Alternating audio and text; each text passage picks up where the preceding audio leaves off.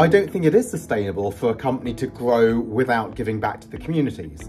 So when I talk about grow the pie is not the size of the company, it's not even profits. The pie is social value, so that's the value that you create for wider society. It does include investors, but it also involves customers, employees, communities, and the environment and so on. So if a company does not take into account its stakeholders, in the long term, those stakeholders will walk away.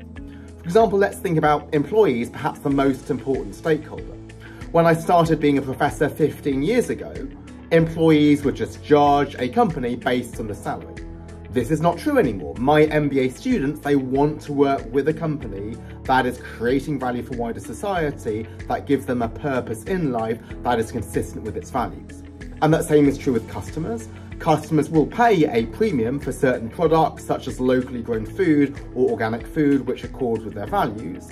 And if a company pollutes the environment, then in the end, when there's changes in regulation, it will be fined. So I think it's very important for a company to take very seriously its effect on wider society. It's indeed true that in the short term, you might be able to increase profits by splitting the pie differently, by taking from society. But in the long term, the only way that a company can be profitable and sustainable is if it grows the pie and invests in its stakeholders. I do believe that it's the future of capitalism for companies to shed their greed and to focus on creating value for wider society. Notice that this belief is based on evidence, it's not based on my political viewpoints. So there are many people who argue that only if you're left-wing should you think about wider society. If you're right-wing, you should just focus on profits. But the heartbeat of my book is evidence. This is evidence showing that if a company is creating value for wider society, ultimately it will become profitable. So this is not about politics, this is not about values. Even if you are a CEO and your only objective is to make sure that your company is successful in the long term, you should take stakeholder value very, very seriously. And this evidence base is really useful. So when I give talks on the English version of the book in the past, often I've given these talks to investment banks, private equity firms, hedge funds. You might not think that they would naturally gravitate towards a book on responsible business, but they do. And the reason is I don't use moral or ethical or social arguments for this. Instead, I use business and financial arguments. So this is something that everybody can embrace, regardless of your political viewpoint. As long as all you want to do is to make your company successful, you should be investing in your stakeholders. In my book, I argue that high CEO salaries, even CEO salaries that are much larger than average employee salaries, can be justified if the CEO has created long-term value. So why is this? Well, the heart is the pie growing mindset. So often people think if you pay the CEO too much, that takes money away from other employees and other investments. But if we view the pie as something that can be grown, well, if the CEO is being paid as a byproduct of creating value for wider society, then employees, then also other people will benefit, not just the CEO. Then why doesn't the same argument apply to mid-level management? It's because mid-level management might not have as large an impact on firm value. So a CEO's actions are scalable. So even if we think that the CEO only adds 1% to firm value, if firm value is $20 billion, 1% of that is $200 million. So even if a CEO gets 10 million, that is still fair because he or she has created 200 million.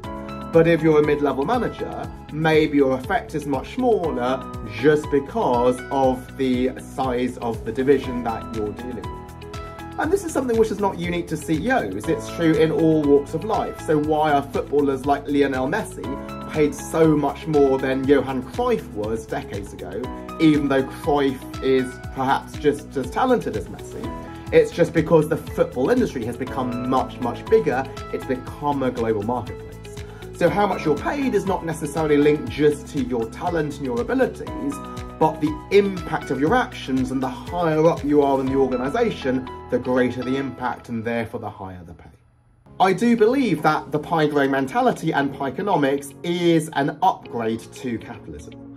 So what caused me to write the book in the first place it was the polarization that I saw between business and society. So you had some business leaders thinking, well, let's just try to exploit society as much as possible because that's the way to make money. Let me pay as little wages as I can, let me pay as low taxes as I can get away with, and let me charge maximum prices. But on the flip side, you had some people who wanted to stand up for society, and the way they tried to do this was by constraining business and by attacking business. They were saying, well, business is evil, let's regulate business, let's nationalise business, and that's the only way we can have a more humane society. So my book aims to be an end to this adversarial win-lose argument between business and society. It argues that there could be win-wins. And it's not just there could be, the evidence suggests that there are win-wins. So when a company creates value for society, for example, through investing in its employees, not only are employees better off, but investors are also better off. Why? Because the company is more profitable in the long term.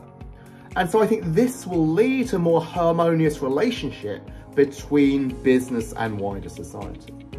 And notice this whole idea of the pie growing mentality, this applies to far more than just the relationship between business and society, but nearly all relationships we think about. For example, let's say your relationship between colleagues in an organisation or classmates in a university. You might think, well, I need to beat this other person, so I'm not going to collaborate with them. When actually, if you work together, everybody can be better off. It applies at the national scale. So we think about trading agreements, we might think, well, let's try to put lots of tariffs in order to hurt our trading partner, but they will just fight back and put tariffs on us, and then everybody's worse off. How can we find some win-win relationships with our trading partners at a national level and with our colleagues or our classmates at an individual level? And so what I hope is my book will lead towards a more humane, more collaborative way of not only doing business, but also just going about our daily life.